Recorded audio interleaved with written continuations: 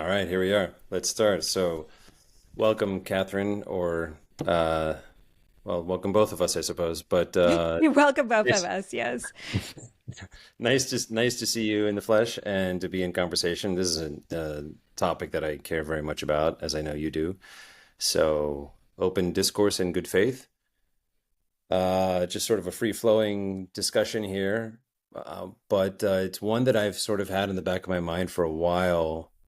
As I mentioned to you, I used to teach debate and logic and public speaking. So I used to have classes where, this is exactly the kind of thing I would talk to my students about and how you can detect bad faith and how you can demonstrate good faith. And that was always my favorite part of the debate course because that was the part where it got philosophical and bigger picture and you started to touch on like virtues and what and how the way you debate can almost be a kind of an instrument by which you hone aspects of your personality, kind of like how, I don't know, like practicing a martial art. And some people can get into it in a way that actually becomes a philosophy for their life and how they like become better people or something. And or it can just be a way that you hurt people. But I've debate can similarly you when you start talking about good faith in these things, you start getting not just into the technicalities of how to have a formal, let's say, debate on stage or something, and you get into these more philosophical issues of what does it mean to be good faith or to be good faith as a person or in life, etc. And I love that kind of stuff. Yeah, I mean, for me, it's a topic that has been of great interest for me for a while. My gosh, I have this yawn, which makes me feel like I'm being in bad faith right now because I'm bored by everything you just said, which I'm not. Uh, But I do have let's a just say, yawn. to be So, honest, you're bored. oh, so forgive my It's so strange. Of course it happens as we start recording. But I've been interested in in good discourse for quite a while. And Mm. I think for me, what I'm watching happen around us is like the breaking down of discourse. And of course, there's always been issues around discourse with people who disagree and ad hominem attacks and all that kind of stuff, but that has existed forever. But I'm seeing like a real breakdown in society in terms of communications where it's becoming way more tribal than it ever was, at least based on my life experience, my lived experience. And and it's and it's just I think it's contributing to downfall of a lot of things. And we're seeing different aspects of it that are hurting discourse. So tribalism being one, people not being able to change their mind. Another, I did a little study about that a little while ago, which I still haven't published. So I need to get on that. And something that's very difficult to do once somebody makes up their mind and buys into something because it becomes part of their identity. And when you attack it, it's their identity that you're attacking. And Mm. then and I think also like foreign players, like propaganda that people think they are immune to because they're so smart, but very smart people can absolutely fall for propaganda. And by denying that they can, they're actually more susceptible to it because they're not watching for it. And then just, I think social media, I think social media has caused probably the greatest breakdown, in particular with how information travels, but also how people engage with each other. Like when you are face to face with a person and you're speaking to them, you treat them differently. You see them as a human being. Otherwise, you see them as an avatar and a condensed version of who you think they might be, and you project a lot onto them that may not be true, and you don't have that back and forth. You don't listen in the same way. You don't respond. You don't have the moments of clarification. Like if you and I are having a conversation, you might stop me and say, "Do I understand this correctly, Catherine?" And or you might react to what I'm saying in the middle of what I'm saying, which would prompt me to clarify that to you. And so in that kind of conversation, you're less likely to get into a situation where you're going to be misunderstanding the other person as much. But we both sort of came to this conversation because we both had that experience of, I mean, I think we've had it multiple times, not just once. We've had experiences where the conversation or the debate went into took a path that's not conducive to, I think, truth seeking or kind of honest debate. Mm. And and we think a lot about, okay, how can we make that better? Because I don't think where you have these kinds of conversations, I don't find that it takes you anywhere. If somebody, I think when the pursuit isn't like some idea of truth, but just defending your position, you're less likely to get to a place where you actually learn something or even get the kind of skill to protect your position or defend your position rather, because you're not honest.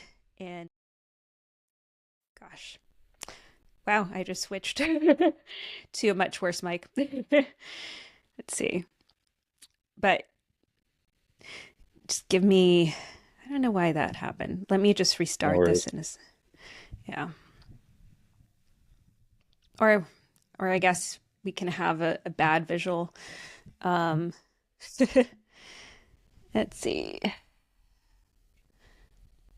I do feel myself in the pulled into the algorithm sometimes. I feel those sort of aspects of my brain, those structures being manipulated by the algorithm, and I react. I want to Mhm.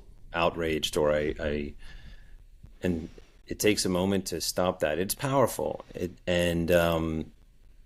And as the algorithm gets to know you better, in a sense, so to speak, it becomes more powerful. So it's very easy. I understand when people get drawn into this, and you almost have to, that when you're in the moment, you're not going to be as cautious and fair as you might want to be. So you have to almost, I think it's good practice to come up with a few set of steps that you're going to always take no matter what, because you know that when you're in the moment, you're half blind. So one of them being, for instance, you mentioned it, I think, like Peter Boghossian talks about this, repeat back to the person their argument until they say, "Yeah, you got me pretty good. That's what I'm saying."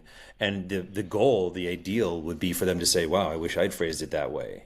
Now you really know you've understood them well. And things like this, if you just make a practice of doing that, then even though you might be absolutely certain that you're right, just remind yourself the last 10 times you were Mhm. wrong, you probably felt you were absolutely certain you were right up until the It's a second good when you point. realized you were completely wrong. So you can't, that little voice, you can't trust that. That's telling you how right you are. Ignore that and check back with your interlocutor, like, do I have you right here?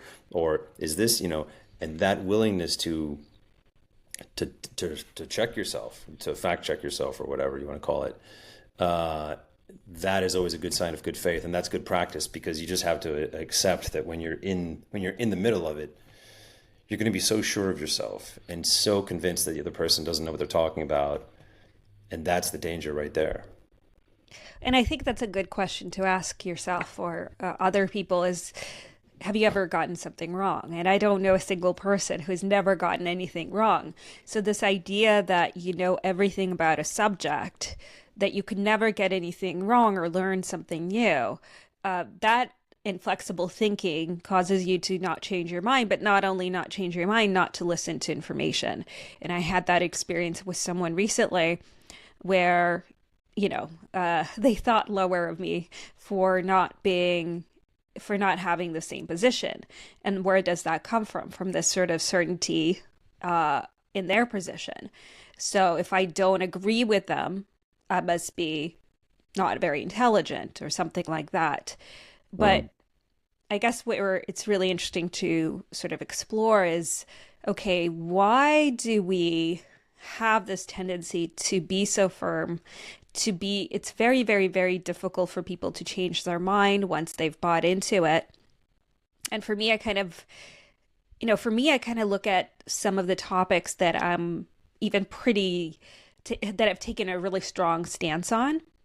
I'm not going to say, hey, it's easy for me to change my mind if I'm faced with new information. It's not. I'm pretty certain, I'm pretty confident in my position, but I've also done a lot of work to understand what my position is, to have a factual understanding of that position, And I've spent a lot of time looking at counters and pursuing not the sort of badly done or the unintelligent ones. I try to seek out the most intelligent counters. At the same time, while I'm pretty certain in my position, I'm still open to the fact that maybe it won't change my mind entirely, but people can still introduce new information that I'm unaware of that may make me a little bit more flexible in my position, even on the things where I've taken a very strong stance on. But for a lot of people, I think they view it as kind of an attack on their position. Like they stop listening at a point. And I'm curious to hear from you why you think that is. Why is it so difficult for people to not even just change their mind, but to even listen to new information with an open mind? Um, Two reasons. You already touched on one of them. People mistakenly, they make the mistake of believing that their opinions are part of their identity, and that's a bad habit. You should see your own opinions as a scientist would see their own theories as, well, maybe it's this. This is, I have pretty good evidence to think it's this, but I am more than excited, thrilled, and happy to find out that it isn't and that I'm totally wrong because that means I've learned something, and that's great. But if you connect it instead to yourself, then what you're finding out is that there's something wrong with you because you had the bad idea. Maybe you're immoral, or maybe you're just stupid and you didn't understand the data or something. So, no, that can't be right. People will defend themselves. So, as I said earlier, with repeating people's arguments back to them, another good practice, I think, is to avoid any language that would marry them to their topic. And in fact, when I debate, I try to make efforts not only not to use language. So, for instance, don't say like you think this or something. I will try to use language that will divorce them from the topic. So I'll talk about the topic as if it's, I'll try to speak about it as if it's not them, or they don't even necessarily have this view, but more that it's a view that we are considering. And what do we think about this? And maybe this kind of language gives them the freedom in the conversation to kind of step away from it, almost as if, almost like in secret in a way. Like they're not announcing that they no longer hold on to it as tightly, but they can kind of embrace this more distanced language with you. You're kind of inviting them to see this issue as an idea that you're both like, yeah, that's actually pretty convincing. We both think this is pretty convincing. Let's dig into it a little bit. Let's see if maybe there are any flaws with this argument. I think that's really effective. That's one reason why people get so connected to these topics that they hold, and it becomes so difficult for them to change their minds. Another one, a more brutal answer, I suppose, is that I once heard, I believe it was Jonathan Haidt, described intelligence, I think, is which is strongly correlated with trait openness, and trait openness can almost be said to be virtually synonymous with curiosity. It's very much just open to new ideas, to new experiences, to new information. These are the type of people that want to read more books and see more things and try more foods and go to different places. And yeah, that's strongly correlated with intelligence. But then the opposite of that is a refusal, unwillingness to have those kinds of experiences, or discomfort with that. And if you're having a debate with somebody and they're just unwilling to update their view, even in the presence of facts, even in the cold light of reality, and that Well, one unwilling. thing I noticed with that, with the denial of facts, is what you'll put in a cold hard fact, right? You can't disagree with it because it's factually correct. Mhm. But those same people will hear it, they don't really know how to respond it. So in the moment, they might even accept that fact. I had conversations like that where the person would accept the fact, Mhm. face to face, and then you'd see them repeating the old information again. So even though they're now aware of this new information, but it's like they reject it to such an extent. I think what's happening there. So, well, to wrap up that last thought, I think so. Jonathan Haidt's conclusion, I believe. I hope I'm not getting him wrong. But then, so if intelligence is openness, then that inability to make that kind of evolutionary leap or to evolve in the debate is a functional definition of stupidity. So in some sense, you are dealing with a hard limitation. In some cases, I'm not saying that every time somebody doesn't want to change their mind about something, they're an idiot, but in some cases, you are dealing with a real mental limitation, and that person is not they're not willing to have they're not someone who's interested in new experiences. They don't want to try exotic food, and that's fine. And they're also not necessarily interested in having their views updated. It's more of a So personality trait. But what I'd like I'll to say, push back on that. Oh, go oh, ahead. Okay, real I'll quick, I push wanted back to on say that. about well, Oops. the Okay, you go, and then talked I'll about push back. you talked about how people you'll give them the facts and then they'll like, oh yeah, I get you, but then they don't change their position. You find out like a week later. I think what's happening there is you've made the intellectual connection. They might even concede the point, but if you don't make the emotional connection, they're going to revert back to what resonates emotionally, even though up here they might be like, oh, that's not right. That's not really how people work. They feel something, then they come to a conclusion, then they rationalize it as if it was an intellectual process, but it was an emotional reaction all along in most cases. Okay, what's the Yeah, push? well, actually, I guess we're not going to disagree because you just arrived at sort of a similar place.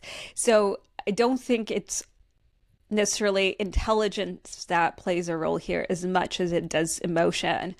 Mm, And I think that, and even in the research that I've done on people changing their minds, especially when they're so firm. I think at the time I looked at why Democrats change into Republicans, Republicans change into Democrats. I think that was like the main crux of the issue that I was looking at. But it's almost always some emotional personal experience that changed their perspective.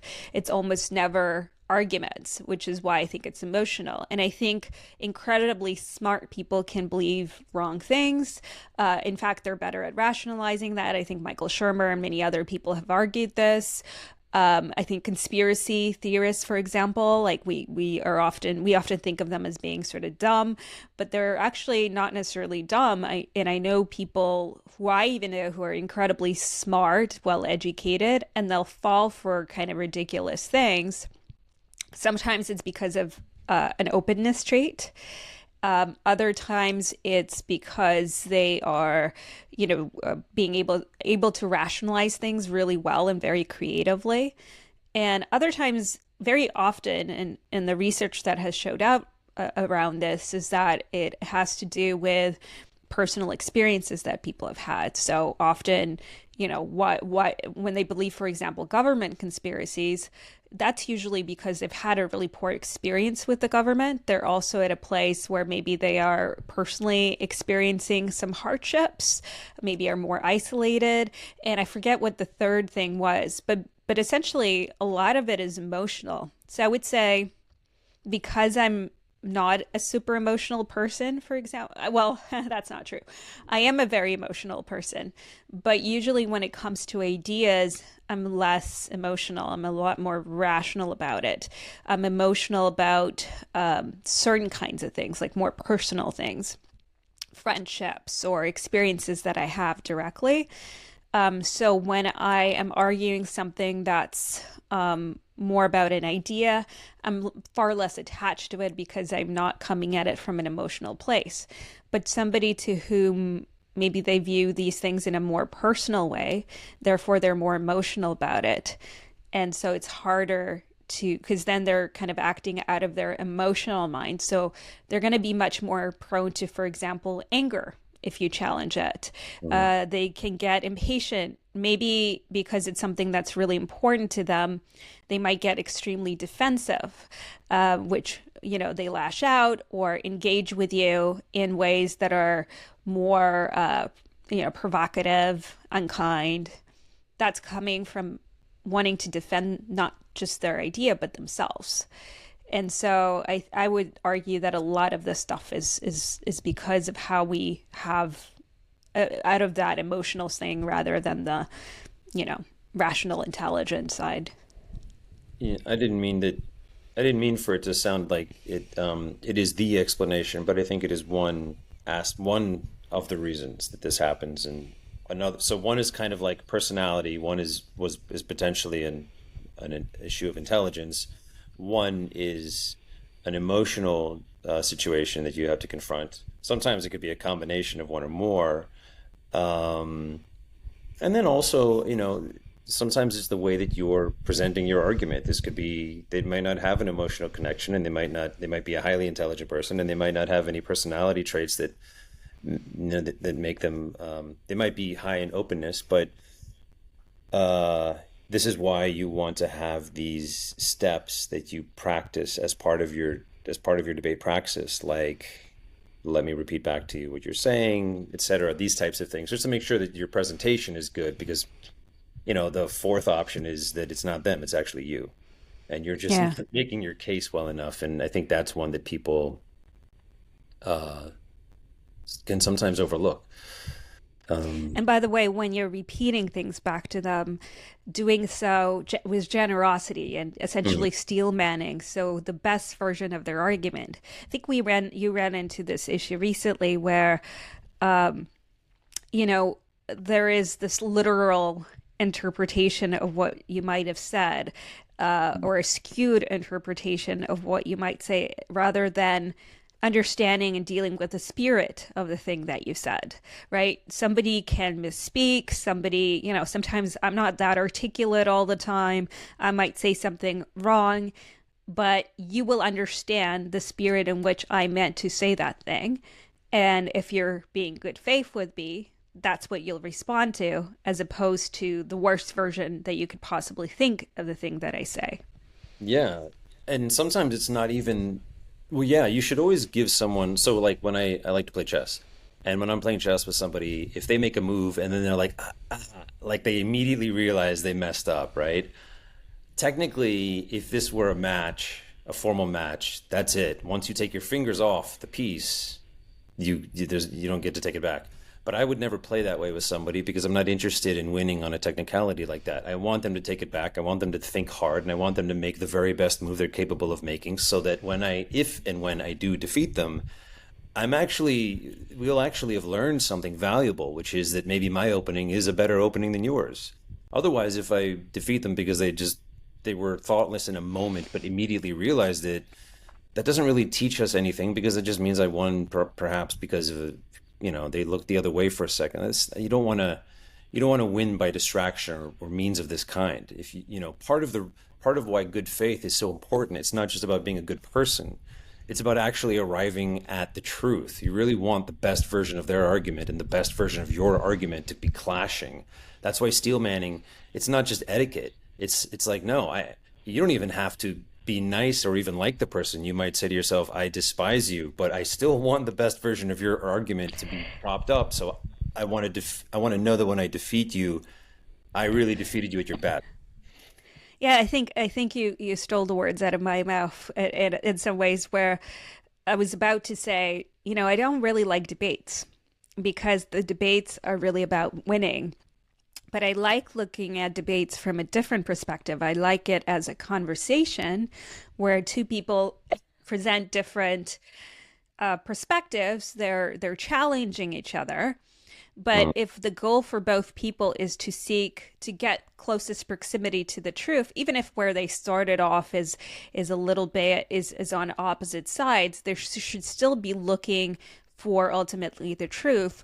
But each person can be sharpening, the knife of the other person with oppositional ideas, and then you're checking, okay, can my perspective, can my information withstand that?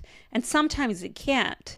And when it can't, you should be allowed to change and move the line a little bit, because ultimately you shouldn't be seeking to defend like a bad idea or something that's wrong. You should be able to look for the truth. Unfortunately, with debates, I think they're often so oppositional, and they're meant to be like one person wins and one person loses. And I think in that case, everybody loses, including the audience. And I think it's okay to concede points. I think it's important to concede points because, again, if your goal is to find the truth, to understand things better, then you're going to concede points where somebody has introduced new information you might have not been aware of, or a really good argument. but that's not how that's usually done. So that's why I don't particularly love like formal debates, and I prefer conversations where people might have different viewpoints. I think it's really interesting, but not in a way where it's like one is supposed to win over the Mm. other. Yeah, that's a good point. And also often in those cases, where someone might make a mistake. So the example I used with chess, they made a mistake, and that happens, and you want to give them the grace of presenting their best argument, especially if they realize it in the debate. You want to incentivize and reward that kind of behavior, not use it against the person.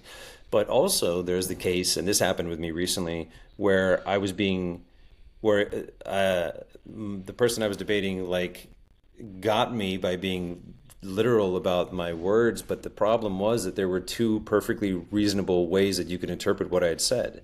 So it wasn't that I had misspoken at all. I would have repeated it exactly the same way.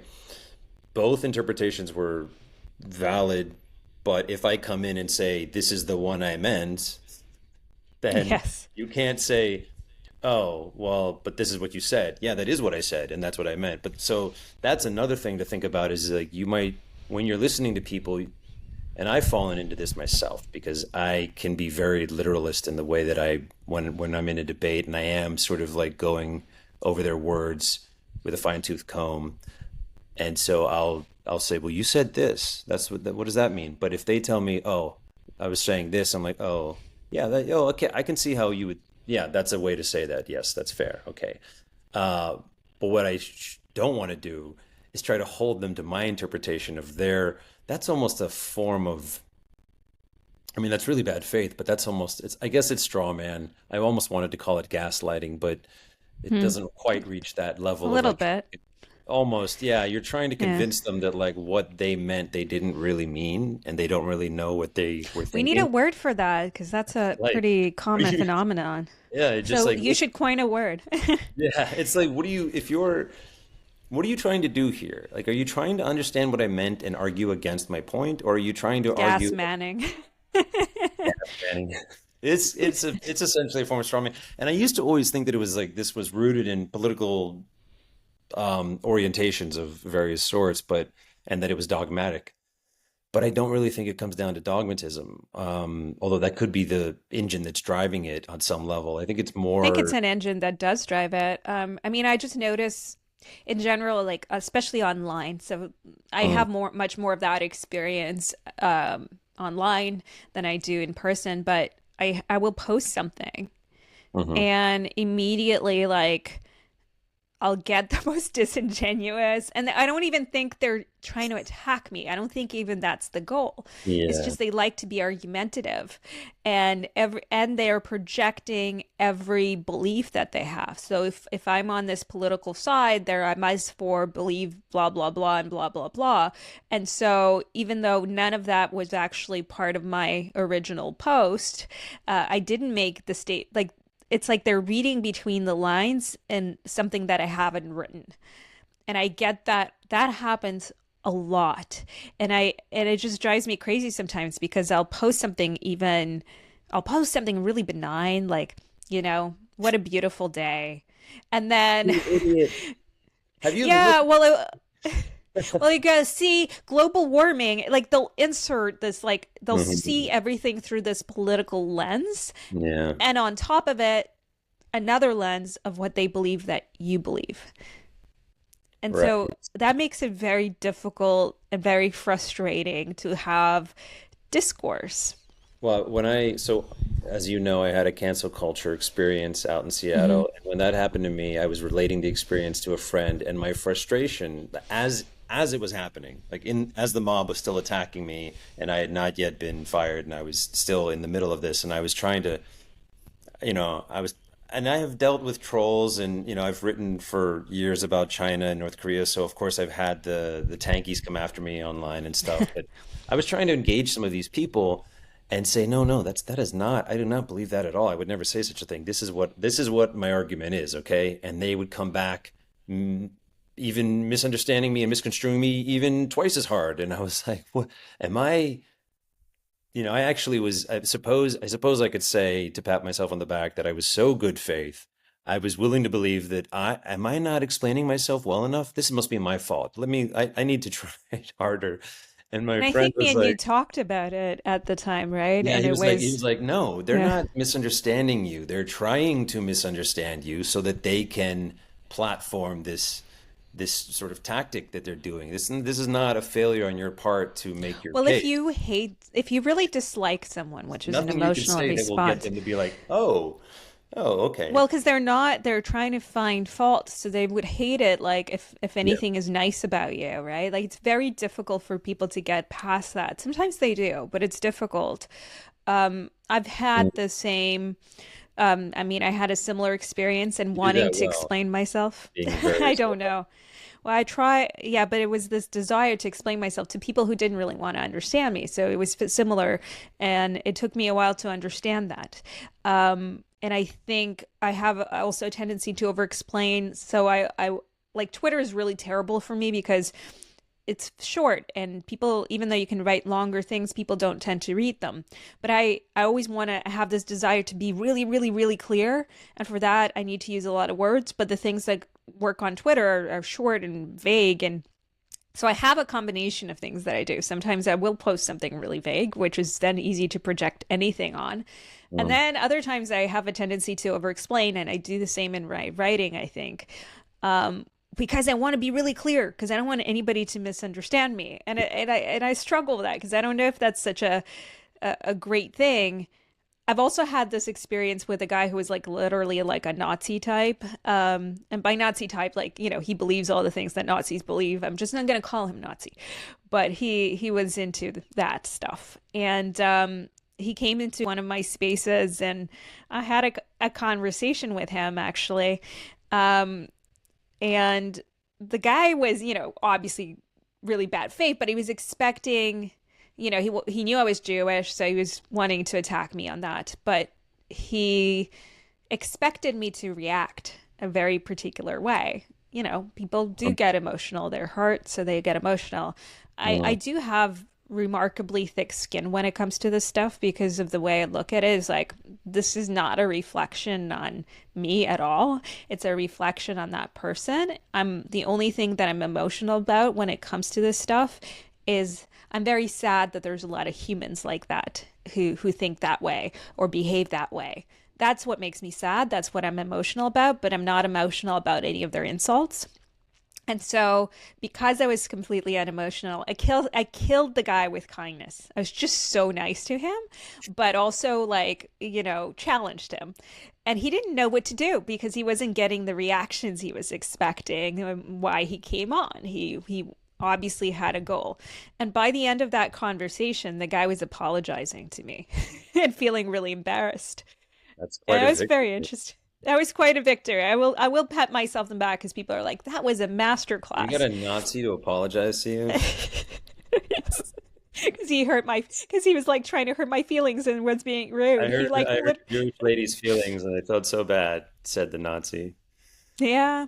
Well, Well, it's that's interesting. amazing his progress. Maybe he'll reflect and who knows the ripples that you Maybe, may maybe not. I mean, these things I not. think can work one on one. And I mean, when you look at somebody like Daryl Davis, I don't know if you're familiar with Yeah, him, of but this is course. a guy who literally got a bunch of neo Nazis or Nazis to quit and give up their hoodies and befriended Incredible. them. That's something that it's because of that personal experience, right? Because people Yeah. don't become that way always out of a place of just like real hate. It builds up because of the situation that they might find themselves in, the narratives that surround them. There's a lot of reasons for it. And so sometimes, not all the time, not even close to all the time or even frequently, but people will change their minds. Yeah. And I think at the same time, can you afford to speak to every neo-Nazi out there and have these conversations? I don't know because that's a difficult thing to scale. And, time is valuable and energy is valuable. So people can decide for themselves, like Daryl has decided that he was going to do this. I had a time where I was more willing to do this. I'm a little less now, but only just it's just difficult for me at this time to deal with all of that. Um, yeah, there a long time ago I thought I was going to write a piece about some extremist groups, and I spent some time with them trying to understand their language and their symbols and their sort of cult. They have the whole culture unto themselves that if you don't know about it, it's almost like, yeah, they could be communicating right in front of your face and you wouldn't even understand half of what they're Hmm. saying. It's all this, and I was sort of like getting into that environment a little bit, and it's terrifying and dangerous to put yourself in a place like that, especially if they were to know that you're not really one of them, but you're pretending. It's very dangerous. I never really put myself in an extremely dangerous position. I have written about someone who does that for a living, and he actually does that in order to investigate. And I wrote about that for the Free Press, actually. Chris Goldsmith. He's Hmm. a veteran, and he basically hunts neo Nazis, collecting data on them. But anyway, when I think about those stories and and people like yeah, you're not really going to have these massive ripples. And Daryl Davis, like, what, how much impact is he really having in the end? But I always am Hmm. reminded of this Christian, the parable of the starfish. Have you ever heard this one? There's like an old man sees a another guy on the beach one day throwing starfish that have all been, the hundreds and thousands of starfish have been washed up on the beach, and he's like, pick one up and throw it in the ocean, and he asks the guy, like, what are you doing? You can never possibly make a difference here. I mean, just look across the beach, look at all the starfish. What do you think you're not even gonna make a dent? And the guy picks up another starfish, throws it, and says, I made a difference to that one. Hmm. And I always thought, yeah, I mean, if Daryl Davis had stopped after the first one, that would have been noble. That would have been great.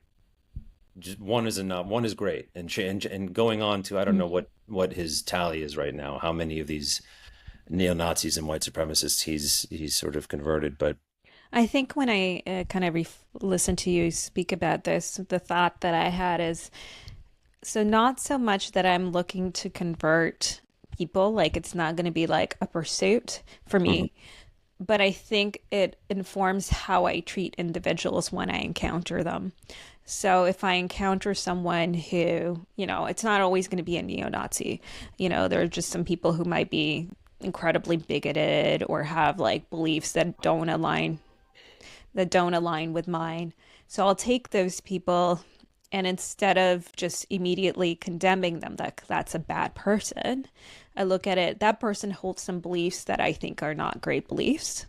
Um, but does that make that person irredeemable?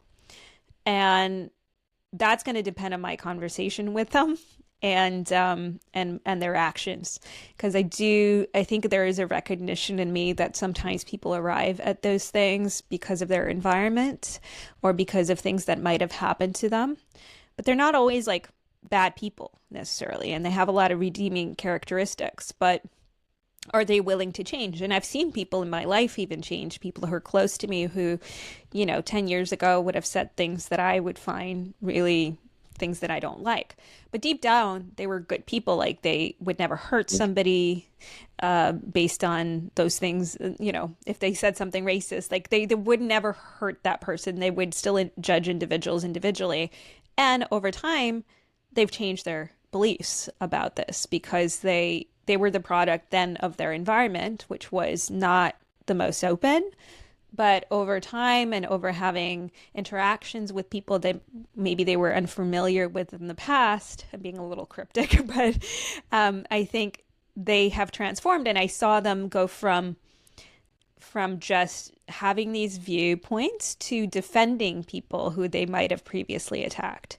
So, but if I had just attacked that person and said, you're a terrible person, I think they would have just doubled down on their thoughts. Instead, I had conversation. Like, I don't think it should be acceptable to just say, oh, that's fine, right? But you can have conversations with people where you challenge those beliefs and said, well, look, you might have this opinion of, let's pick a race, let's the blue race, just a random color. Um, but, you think they're all really aggressive, but is that statistically correct? Let's look at stats, or something like that, where I will bring in an argument for them to consider. And if they're not a person who's just out there to hate people for the sake of hating them, I have found that they were often willing to change their viewpoints once presented with that kind of information. But somebody who's just there, who's incredibly hateful, they're rarely going to change their opinion based on just data.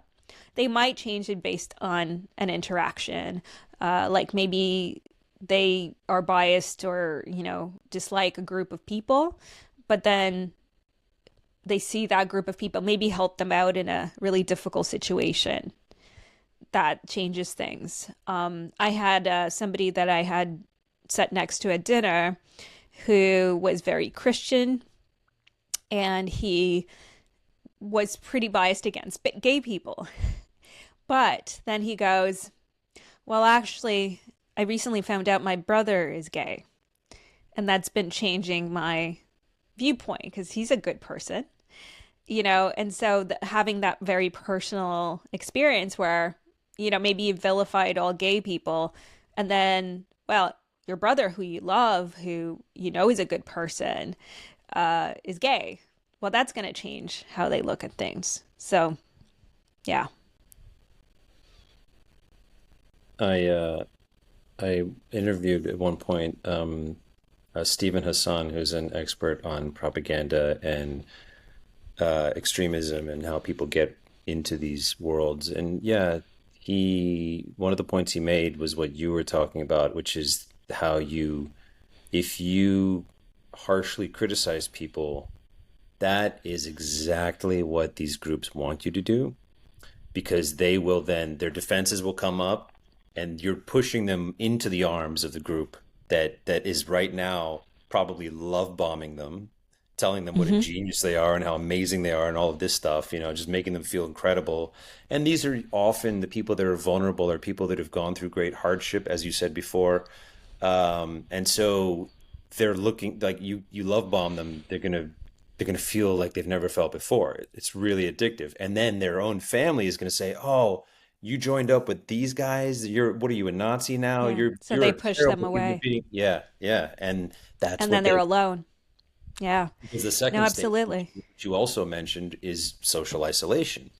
So, and that's, once you have social isolation, there's the only way you can really get sort of save them at that point is to reverse the social isolation and make those connections again. That's really the only way. That you have to actually, like, it sounds kind of weird, but like, befriend the Nazi. This is if you actually care about saving this person. Like, this could be your brother. This could be Yeah. and so you want to save this person. You have to reestablish that connection, and it needs to be a relatively non-judgmental connection, which is hard, but That's it what needs to he be. he argues, yeah. Yeah, so that they Well, will that just continue. being there for them when Yeah, they're ready, exactly. when they have doubt, which was his experience, right, with the Yes. Moonies. He Yeah. once he had that doubt, having that sibling there that was just, hey, it's an open place. That I think is what really saved him. And then Mhm. seeing himself not be as, have the Moonies not be so tolerant, but have his sibling be extremely tolerant. I think that's a big thing. I think also, if when we look at this current sphere of things, where there's a lot of people now who are popping up who are, feel like white people are under attack and all that kind of stuff. I think we were seeing a lot less of that when the whole like vilifying of white people started.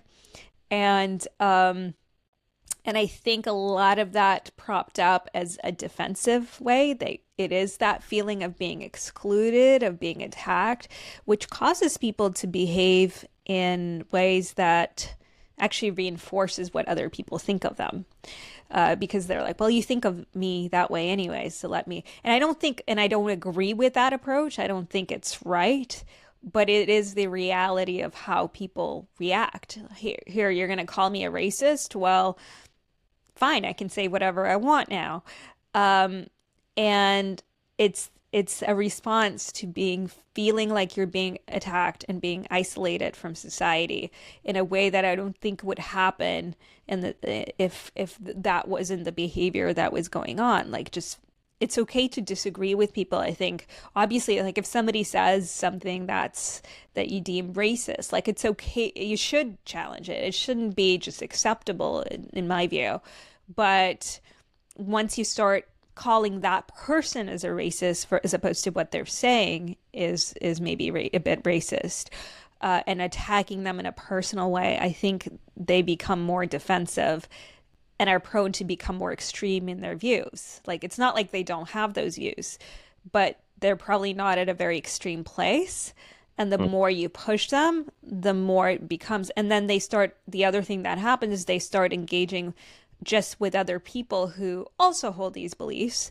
And so the beliefs become more and more extreme. So I think when we push people out in that way, then they go hang out with maybe people who have even stronger, more radical views, and they become more radicalized, and it becomes an echo chamber because they only hang out with those people. And I think that's also part how people fall into like neo Nazis or cults or anything like that.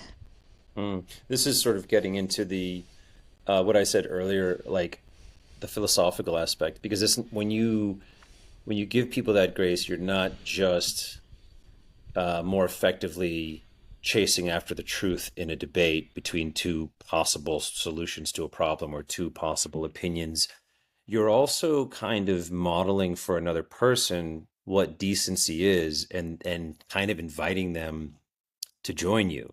So, like you said earlier, it was a really good story. You could even be a Jewish woman engaging a Nazi, but by inviting them through modeling the right behavior, they might actually accept the invitation. Now, sure, maybe they're still anti Semitic at the end of the conversation, but in that conversation, they accept the invitation and they've moved 1 inch in a direction that who knows how many inches they might be willing to move more in the future. But for that conversation, they apologize to you, a Jewish lady, for being rude because you essentially invited them to decency with your behavior And I and think I giving was them. humanized, right? And they didn't Mm, see me as like the reason that you can like insult people, particularly online, right, is because it's so easy to just dehumanize that yeah. person. That you reduce them to their avatar or whatever you project onto them.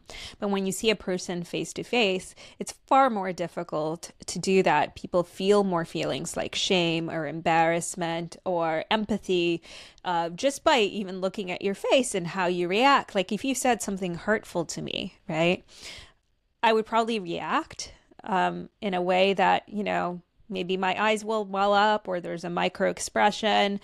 And you as a human being are going to pick up on that.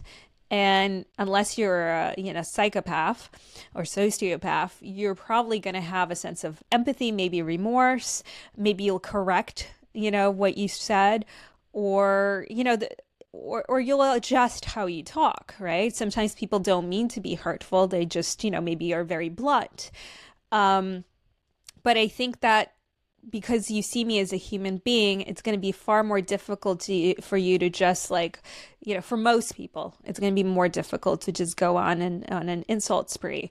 Some of the people we've had issues with in the past in debates, I don't think it would look quite the same in person, although those people might still be dishonest and all that kind of stuff. But I, I think that that's still going to play a role, that the humanization. You can't just like make up a version of who I am when I'm standing right in front of you. Not to the same extent, anyways.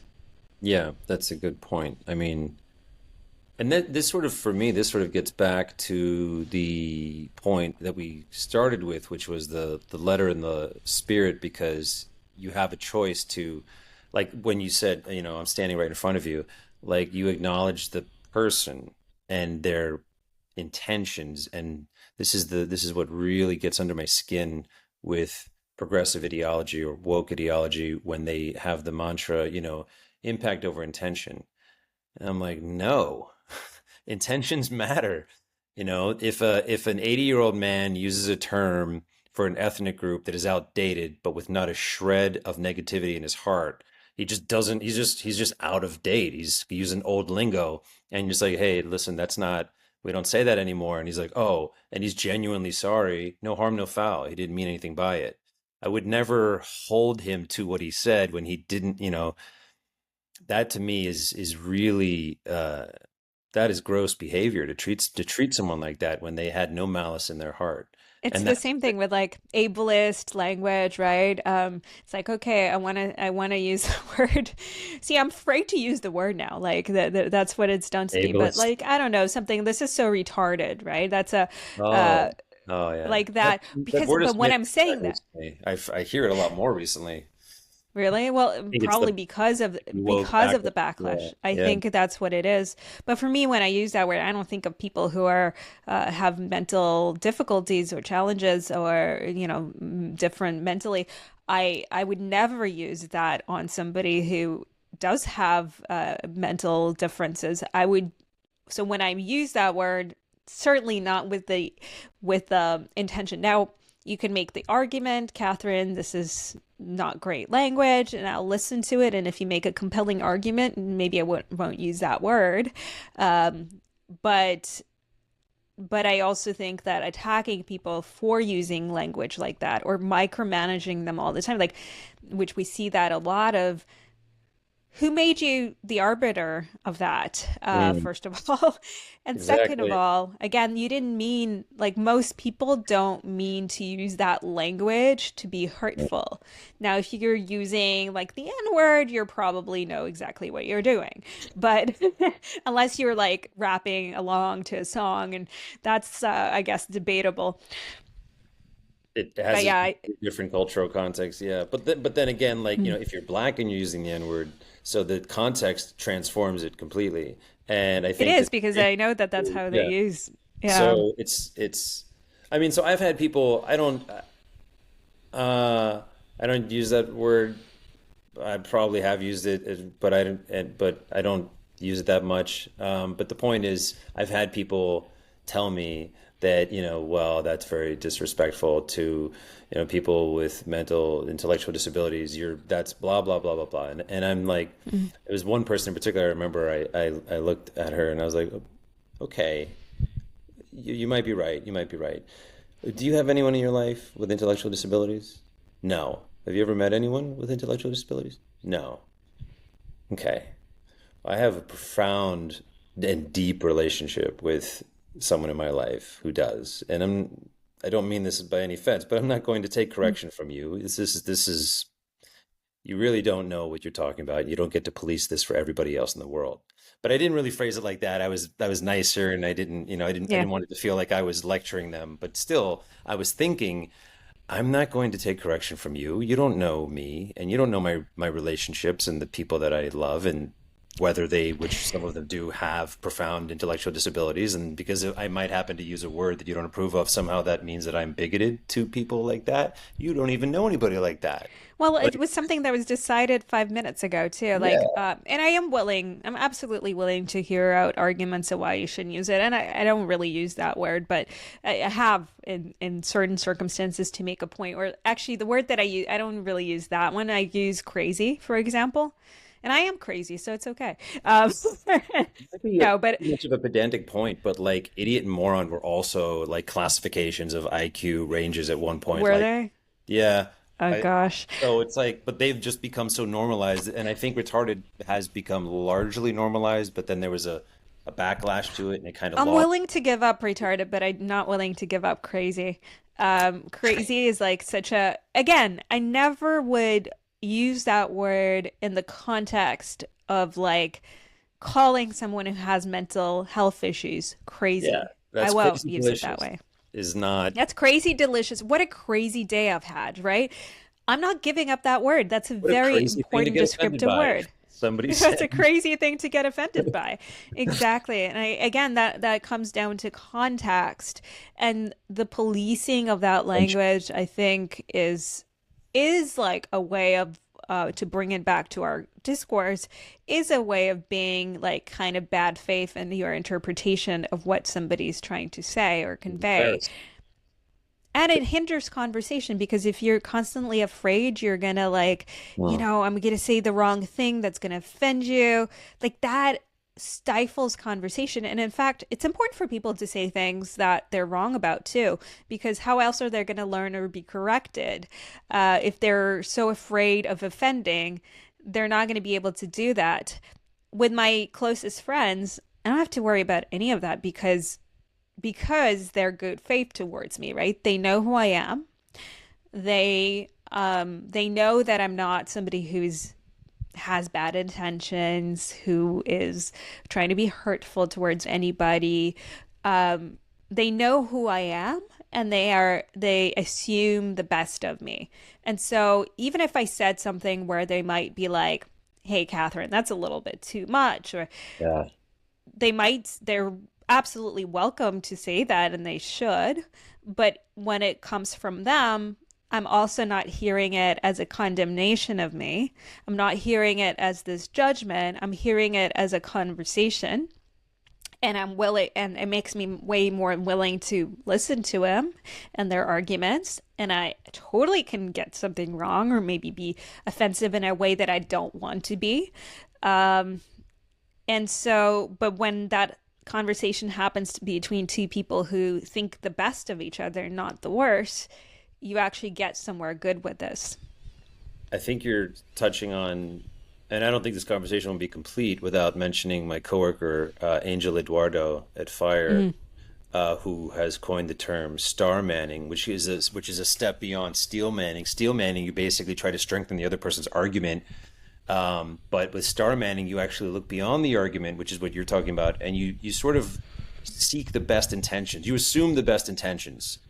So you're like, which in a sense is something that you should be doing, not just because it's nice, but because it is actually like in a way scientifically correct.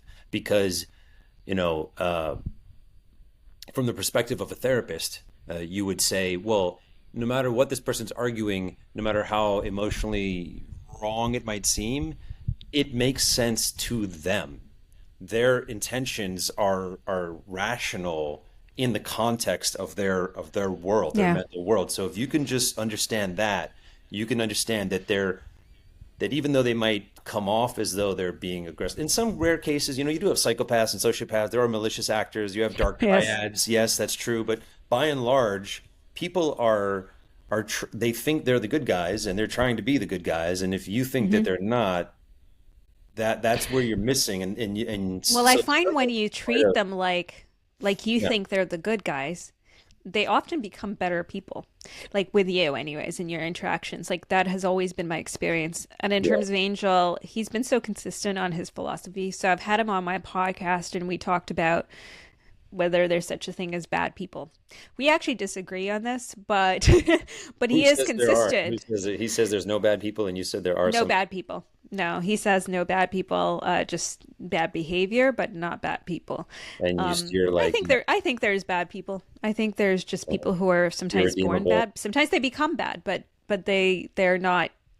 I do think there's bad people, but he argued that, and it fits into his star manning concept. So I respect that. Mm. And he thinks maybe better of people than I do. I think I've been exposed to. This is also this thing that has Oh come up no. on Twitter. I think it has come up on Twitter. Well, the sad thing is, like, when I see people behave in the most and say the most horrible way things, it makes me where what makes me sad is not their personal insults. What makes me sad is that I think worse of humanity. But of course, they don't represent all of humanity. There's some beautiful people, and I happen to it's just you end up being exposed to too many people online who aren't behaving. Some of them are not even bad people, but they allow themselves to behave in certain ways Uh, online.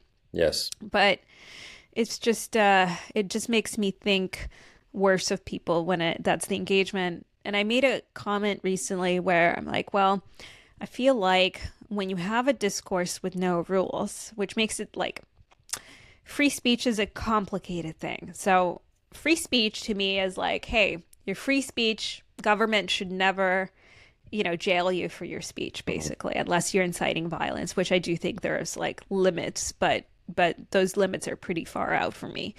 But incitement of violence would be my limit.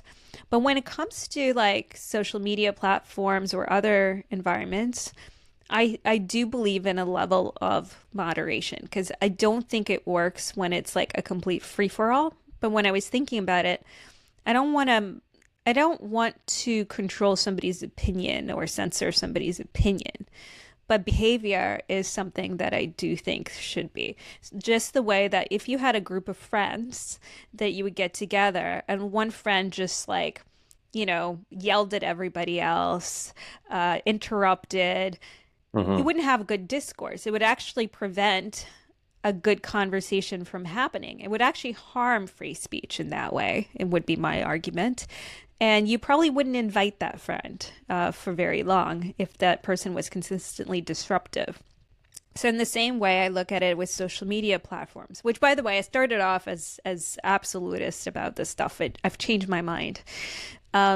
It's I think you need some rules, and those rules shouldn't be about what you're saying, but much more about how you're saying it. And so to me, that would be like, okay, are you like harassing somebody, just ganging up on one person, constantly sending them messages, like, and are you, or just using slurs, discriminating against them, threatening them with violence, things like that. Because I think those behaviors disrupt the flow of free speech. And I understand it's a little bit of a trade off because you are engaging in a level of moderation, or even you can argue it's censorship. And one counter argument I would say is like, okay, well, sometimes it's important to see people at their worst too, right? To understand Hmm. what the bad things are, to vent. Sometimes people, like in a conversation, I might call you a name because I get just so heated. I don't necessarily, that doesn't mean that we should always like censor that person. Hmm. But so that's the complexity of it. But ultimately, I think we need to make some decisions around it. And I think if you have a complete free for all, it actually hurts free speech more than it helps free speech. I agree that there should, as long as someone can say what they want to say, Mm-hmm. you're not guaranteed to be able, like I don't get to say whatever I want to say in the opinion page of the New York Times. That, and if they decide they don't want to publish my opinion, that's not like my free speech being restricted. Or if I go on Clubhouse and I get kicked out of a room because I'm just like hurling expletives at people, racial epithets or something, that's not, my free speech Which is is not. a dis Yeah, it doesn't guarantee you that platform or a big audience. And the people who claim that they're like, we just let everybody speak, well, they don't, right? They only allow some people speak based on a criteria. Often that criteria is like how popular that person is. Yeah. Sometimes it's alignment. And so nobody's actually like in their own spaces allowing like absolute free speech because they can't have every single person talk. And if somebody's disruptive, they generally will kick that person to the curb. Or make you go one at a time. Like if I give Yeah. everyone a microphone, but I make you take your turn with the microphone, that is literally amplifying your voice, not silencing you. But if someone were to argue, well, you made me wait in line. So some of the arguments, they look kind of like that, and those are ridiculous arguments. But then Well, there are some other arguments that I think, like people should be able to curse if they want to curse, but that doesn't mean that other people have to listen to it. Essentially, it's pretty simple, I think. yeah, I think so too. I will say, like, I guess where I would, and this is like, honestly, like, this is a complex topic, and my Mhm. mind is not made up on this. And I do think there are counter arguments that are compelling. But for example, let's take the trans thing. Like, okay, I think somebody should be allowed to say, I don't agree with I don't think men can be women or whatever, right? That's their Mhm. opinion. I think they're entitled to that. I don't have to agree with them, but, or if somebody can agree with them, whatever. It doesn't matter what I think of it. They should be able to say it. But it's a different thing to go on somebody's page who is trans, for example, and just post like, messages like making fun of them, being cruel to them, wishing death on them. I do think that's behavior that's not necessarily conducive to free speech. And And I think it's difficult, like, because in real life, you would separate yourself from that person, but it makes it really difficult You can in mute the them, online block space. them, You you can know. mute them, but for example, I'll get spam with stuff like anti-Semitic stuff, for example, like just Mhm. vile things. Now I can block every single person, but they'll do it in mass, for example. So for me to even take the time to just Then it block becomes them, yeah, and I've already been exposed to them, and then they come back and they'll create new accounts, or they'll use, they have whole networks, right? And I consider once it gets to the point of where they're like targeting one person in mass, that would be target the definition of targeted harassment. And there's very little that you can do about it because you're always going to be exposed to it. And people will argue with me and they'll be like, well, then you have to have thicker skin in the marketplace of ideas. And, they should be able to do this. Well, I'm like, you don't understand. At that point, I'd say that person doesn't get the amount of that kind of stuff aimed at them, right? If you just see one or two there, it's like, okay, whatever, move on. But once it gets to this like massive amount where you can't even have a conversation, where your comment section is being overtaken by that, like that makes it really difficult to engage in an open way. And I do think it causes people to sort of, with other views, to disappear from the discourse of marketplace of ideas. Hmm. So balancing that, I think, is very difficult. Yeah, probably. Yeah, I think some people. I mean, I know people that they don't want to have Twitter because of exactly what you're describing. Yeah. It's uh it's messy in there sometimes. I think Again, so. I'm even though I Personally. don't take these insults personally, and I know people do, but I don't. I really do truly have a pretty thick skin when it comes to that stuff. It's still the vileness of that, the constant appearance of that does have an impact. Mm, If somebody just said, even like if somebody just like constantly talks about, in your circle and they're just negative, even, we're not even going to talk about like hateful, or they're just really constantly negative, it's gonna impact you. And now, if they are somebody who screams over you, insults you every time you speak, and they're in your friend circle, how comfortable are you going to feel speaking? If every mm. time you speak, they insult you, put you down. Well, but what I would say is not everybody has a right to be in my friend circle, but everyone has an equal right to be on X as long as they don't violate the terms of service. Well, but So, there's no terms of service, right? So essentially, so there's right. technically a terms of service. It might Well, if Twitter, disappear, I guess. sorry, if X decides that they want to essentially have virtually no terms of service, So they they can literally. So right they can do now, that too. So, there's some things I can't say, just to respect privacy of people. But essentially, let's look at what's publicly available information. Elon has said that essentially, he wants the platform to be something where people can say whatever as long as it's not illegal in their destination, or bordering that, they can say it, right? So that's free speech yep, absolutism, yeah, basically. yeah. Now there is a TOS, but that TOS is kind of not enforced, right? Like I've reported death threats and really blatant violations of the TOS, and they've never gone through.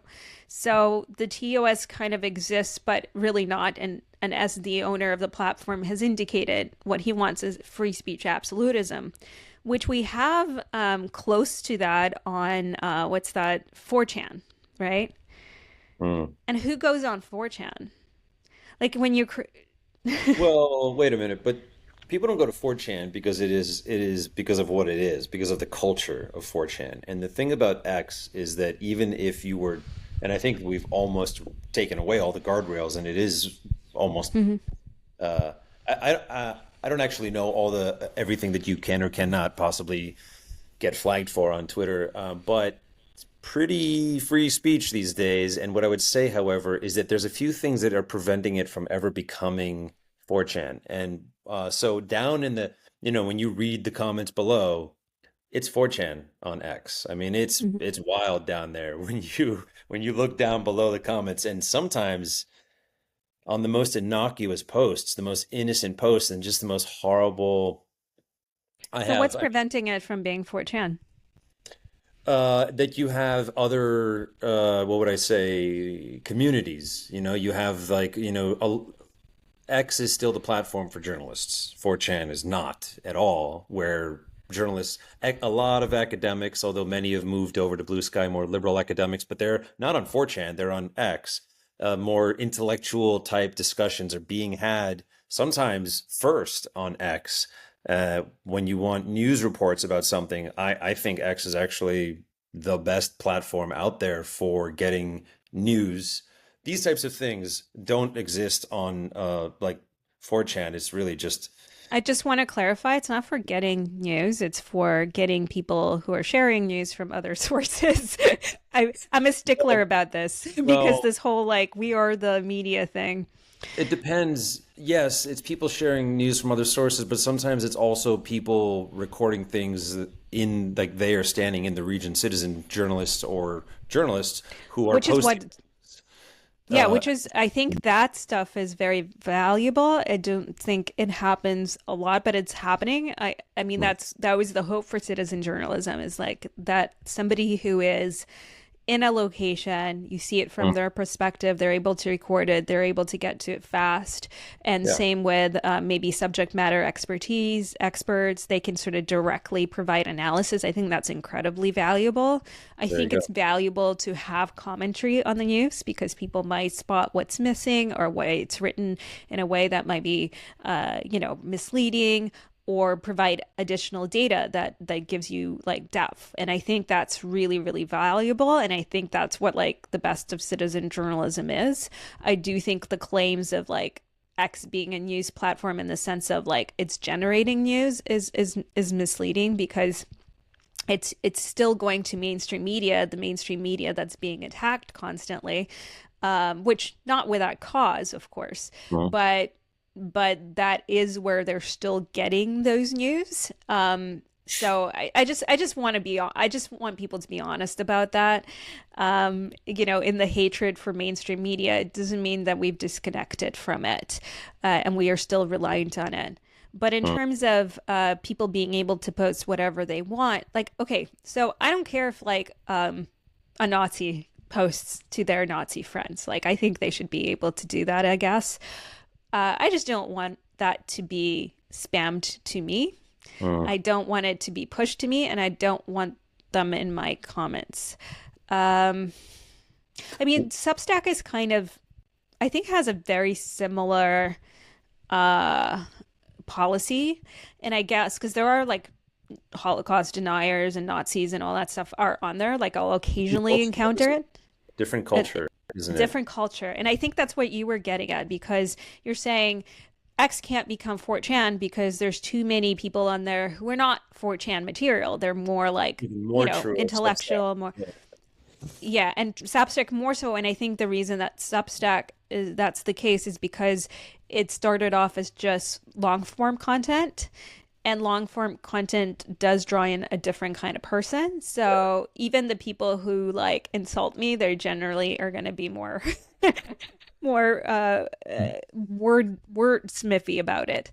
Don't you The find that it's far, far less of that kind of thing over there? I do, anyway. I do find that's far far less, and I Yeah, do think because the barrier to entry is higher in terms yeah, of intellectual yeah. entry.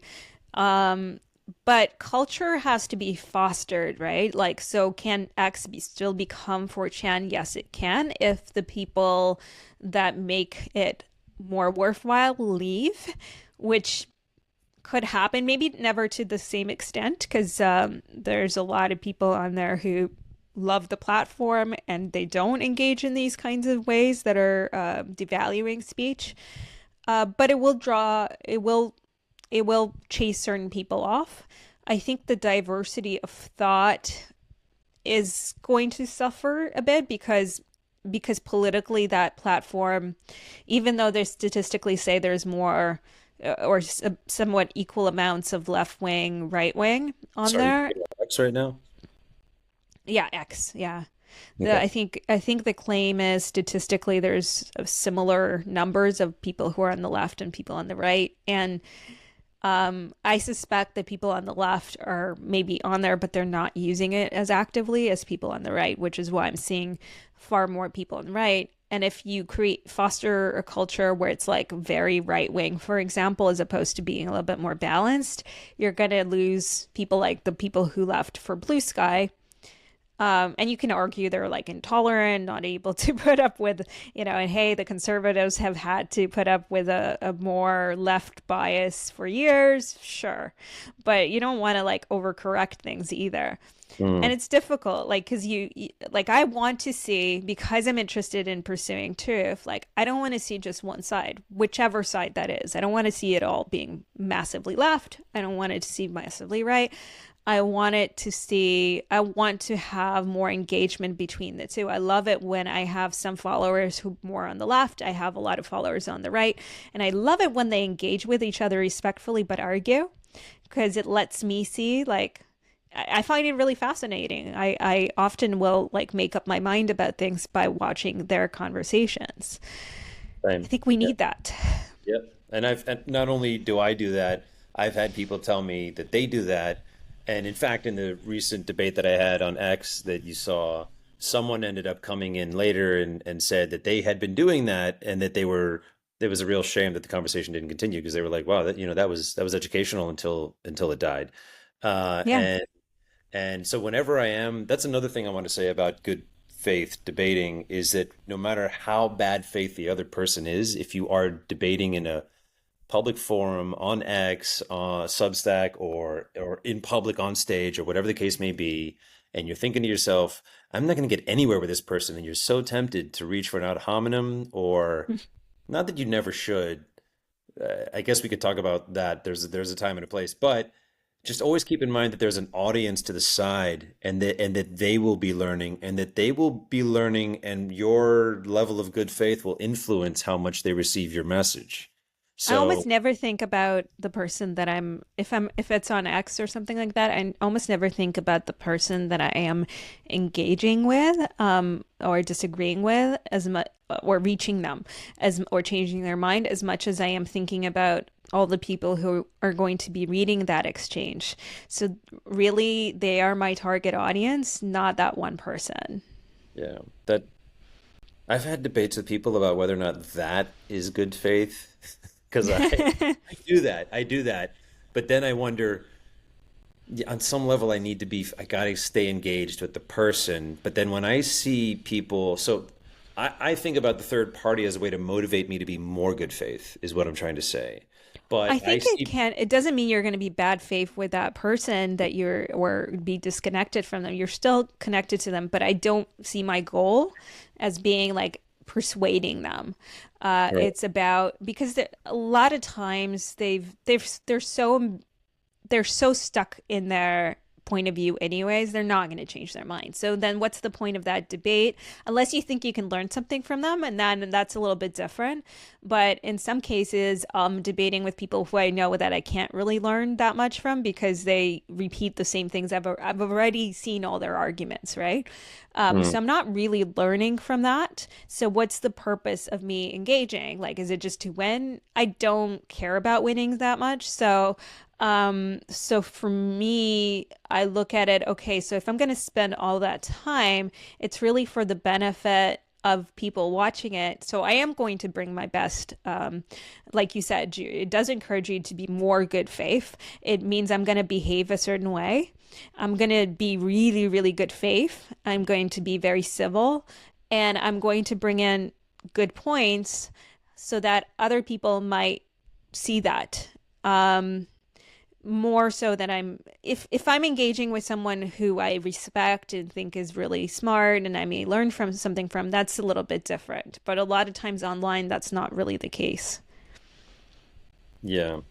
I What I meant was when I when the so the I use it as a motivator to be good faith, but the thing that makes me think what that it might not be is just when I watch other debaters, especially like public intellectuals, and I just see that they're playing to their respective audiences, their respective bases, you know? They're on stage, they're debating, but they're Mm, really, they know they're not going to yes. change the other person's mind. I've never seen a debate, one of these formal debates with the public intellectuals where anybody conceded in the debate. They won't do that because their reputation's on the line. They're not going to say, you know what, you're right. I came to this thing unprepared. See, You got that's unfortunate, but also you said they're an playing to amazing their thing to base. see. But Yeah, that what's the purpose of that too? Like, right? That's about, audience capture and whatever. right. I'm And not that's trying to why, play to my base. That I see no value in that either. My base already believes what I believe, so why do I need to repeat it to them? mm, No, I want it. The people that I'm trying to reach are the undecideds. I'm not yeah, even trying to change people's minds because I think once they're made up, it's so, so difficult. But the people who are a bit undecided, who are open, those are the people that I'm personally trying to reach. Because with them, there's a chance because they're still open and curious, and they're reading because they're open and curious. So I'm trying to present information to them that might give them a perspective, and then they will decide what to do with that. But I think that's where I'm going to have the most impact versus like just playing to my audience. That's how you get a lot of clicks basically. And it's an effective look. I've been struggling a little bit on X, and part of it is like I don't play up to my base that very much, and I know what posts to. I used to do that more, right? Like I used to I know exactly what I need to post in order to get way more views and hits than I get. why It's don't you do it? generally You don't like, polarizing.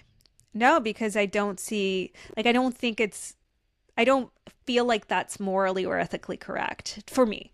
Um, because the purpose of that is, well, you're just playing to your audience captured, you're taking away nuance from the conversation mm, because the more stern and confident your take is, your position is one sided, the more you're going to actually get in terms of eyeballs.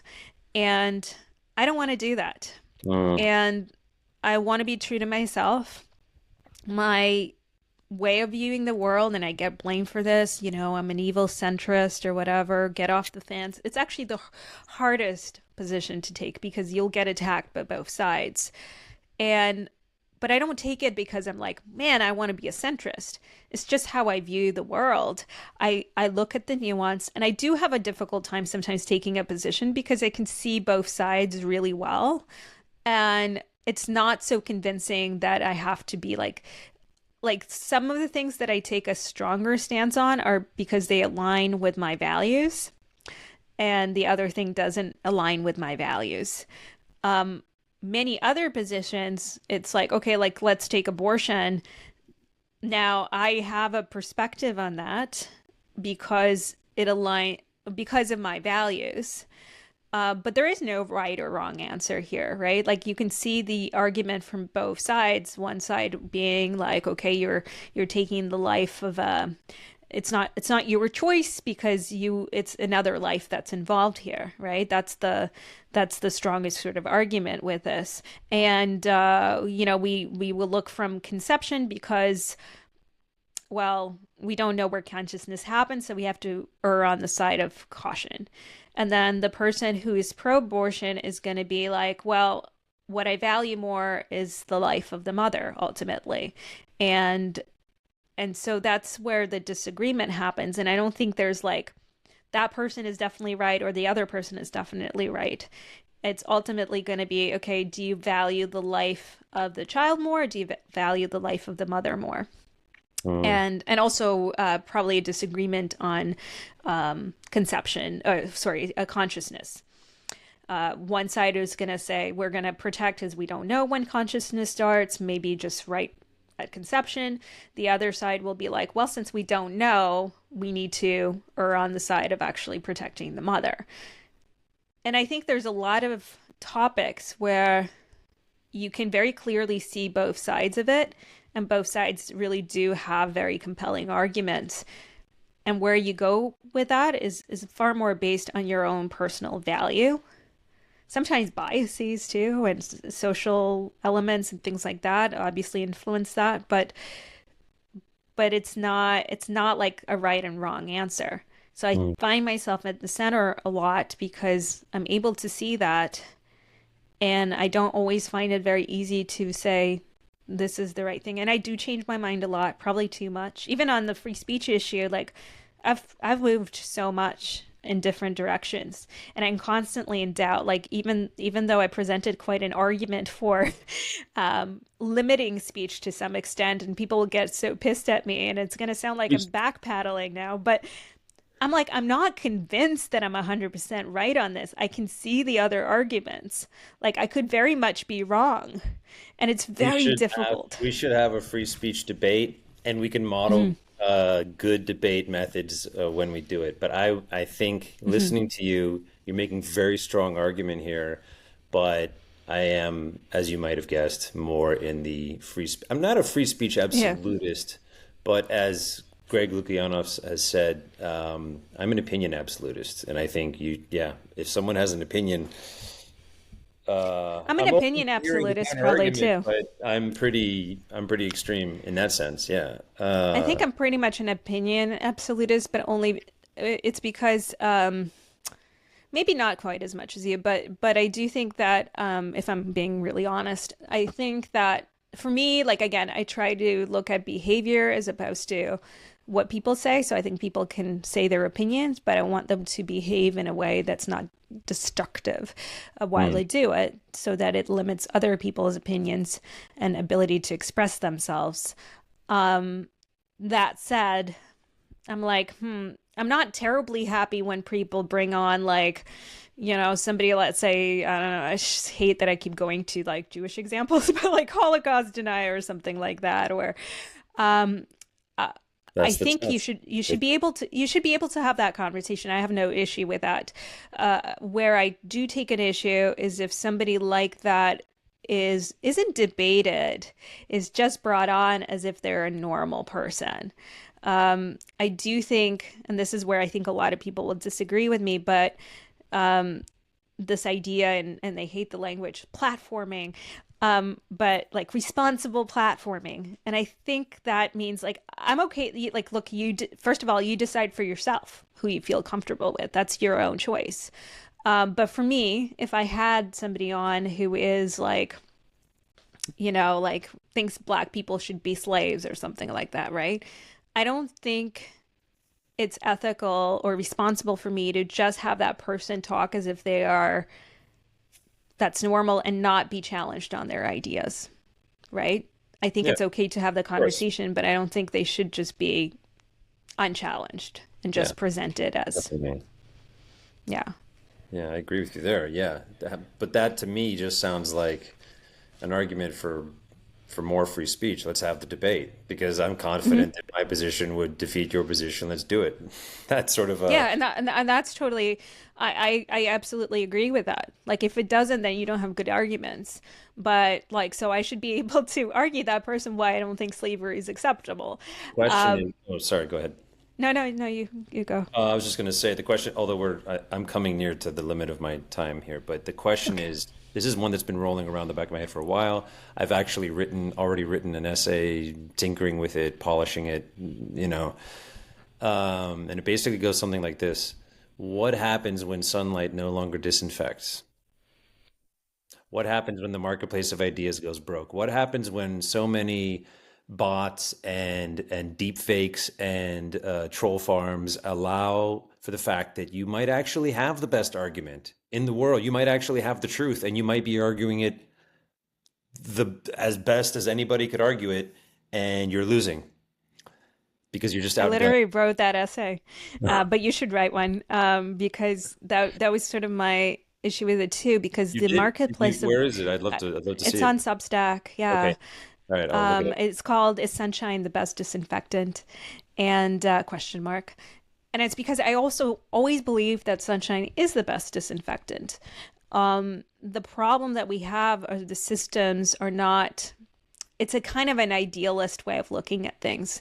And the systems that we currently have don't support this because you can't, people will say, oh, just let the marketplace of ideas decide. But when the algorithm, it works in a way where, for example, somebody's really bad argument shows up to millions of people and they have millions of followers, and then you try to make a really good faith, a good argument, you might have made a best argument ever, but nobody sees it. It's an unequal marketplace of ideas, and maybe there are ways to fix that technologically. And then you have the bots who might spread, some kind of false narrative, and information travels at, I think it's something like 5 times, false information travels about 5 times, I believe, faster and more than true information. So you don't really have a fair marketplace of ideas, just systemically. And so how do you address that? And I think that's a very difficult thing to figure out. Without suppressing speech, which we don't want to do. And I've had some ideas of how to deal with it, but in a way that doesn't suppress speech. But it's a challenge, and I think we really need to recognize it. And I think people sometimes are very blind to that. And you even bring that up, and they are afraid you're going to censor them. And I get where that fear is coming from. It's a real fear. I totally understand it. But we also need to be realistic about what's actually going on. And I think a good way for us to also kind of finish this conversation, because you mentioned there are times where ad honum is a tool that you might want to use. And I'm Yeah. very curious about when that is. Oh, this actually goes back to there's a whole list of fallacies that I think people get wrong because so like whataboutism or ad hominem fallacy or so like if you bring up something about me and then I say, well, you do this too, right? And I point out the hypocrisy in your position, that's not necessarily a fallacy. And if I were to use ad hominem attacks, that's not necessarily a fallacy either. I think the thing that people usually miss is that it's only really a fallacy if you're using it in some way to defeat the other person's point or say like, well, you're accusing me of racism, but you do racism too, and as if that's meant to somehow invalidate your what you're saying about my race. However, if instead I was to acknowledge that I'm guilty of racism and own it, and also point out that you are guilty of it yourself, that to me is not ad hominem, not what about or tu quoque fallacy, because you're not using it to try to invalidate their point, which is what makes it fallacious. And that to me is much more good faith. You're acknowledging your flaws while pointing out that they should maybe reflect on their own. So similarly, I think um, if what makes ad hominem fallacy a fallacy is if you think that if and people usually use it, like, oh well, he's an idiot, so who cares what he says? Like, yeah, that's an ad hominem fallacy. That doesn't make any sense. But I think Christopher Hitchens sometimes uses ad hominem fallacy, but sometimes he uses ad hominem, but he still continues to engage the point fully and in good faith, while also, fighting fire with fire. And if he's insulted, he'll insult right back, and he doesn't hesitate. But that doesn't necessarily mean it's a fallacy because he's still fully engaging in good faith with the content and the actual Mm. substance of the point. And so I think at that point, I would say it's impolite, but it's not necessarily a fallacy because you're not suggesting that it means anything more than, it's not an attempt to dismiss or mischaracterize or invalidate the point. And so I don't do it myself. I try to avoid it unless it's like, I don't know. I mean, obviously from time to time, yes, of course, everyone, we can all be insulting, but I try to avoid it as much as I can. Not because I think it's automatically fallacious. It only is, as I said, if you're doing it in that way, but because I think going back to there's other people watching this, it's Mm. distracting, and they will immediately subconsciously discredit your position on the basis of how you conduct yourself. And so it's Although important. these days I feel sometimes they love that you could, because it's we live in interesting times in an interesting world. I Yeah. really appreciate this conversation, and even throughout this conversation, especially where we got to points where I think we do probably have somewhat different views, not incredibly different, but somewhat. I think it's very, like, for me, I find it very useful because I'm just forming my viewpoints, right? So that's why I said I'm not so married, and maybe people to my current viewpoint on this, and people might see that as a weakness, but, and maybe it is, I don't know. But for me, it's my process. And by being able to like think it through, I think when you talk it through to with someone, it allows you to think it through better. So I always appreciate that. And it's much harder. Like if I was talking to only a person who agrees with me right now, Right. or any conversation, like I'm not going to be able to think properly Right. because I have no I buffer, know. no, I know what you yeah, mean. I know exactly what you yeah. mean. Sometimes I will, before I've published a piece, I might share it with someone. And if they're like, "Oh, this looks great," I'm like, "Well, thanks for your help, I guess." It's like that doesn't, you need to tell me what's wrong. You need to push back. You need to give me something like otherwise, I mean, yeah, I can just look at it and say it looks good. I mean, and that's There's why a topic. Oh, yeah, no, I was just going to say there's a topic which, I have strong opinions on, but I'm actually dying to engage with someone on because I want to test them. The problem is on this particular topic, because it's so heated, I haven't yet to find anybody truly willing to have a truly good faith I'm conversation. curious. Email me. I'd love to hear what Hmm. it is. Who knows? Maybe I'll have a completely opposite, and then we can lock antlers or You don't have an uh, opposite. yeah. But well, you wouldn't have antlers. But anyway, whatever. You don't know. I might. You know what they I say. mean, as a doe, but is that not woke? Is that am I gonna get canceled for that? I'm a doe. I'm a doe. Girls can't be Um, stags. I'm sorry, but I identify as non-binary. Oh, you're a Um, non-binary deer. Okay. so that Um, means my things are gonna go your away. rhetorical antlers exist just as much as mine. I'm sorry that I. By the way, it's the only thing I make fun of. I don't make fun of trans people, but the non-binary, I can't help Oh, myself. you tease Although I non-binary. can intellectually understand it, like I I can Well, understand, this is a whole but getting into a whole nother conversation. yeah.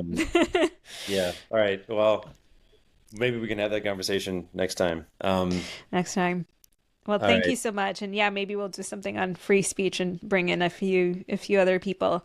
Yeah. Would be good to have a bit of a diversity because a lot of the people we talk to these days have very specific viewpoints on this. I'm probably like restricting free speech a little more than, and I'm not even that I'd restrictive love on to it. have a conversation like someone who is even much more in favor of restrictions than you. Yeah. Then also, yeah, like a sort of panel situation would be fun, I think. But Yeah. anyway, yeah. Okay, so now I'm going to pause this, but then Hmm. let's see here.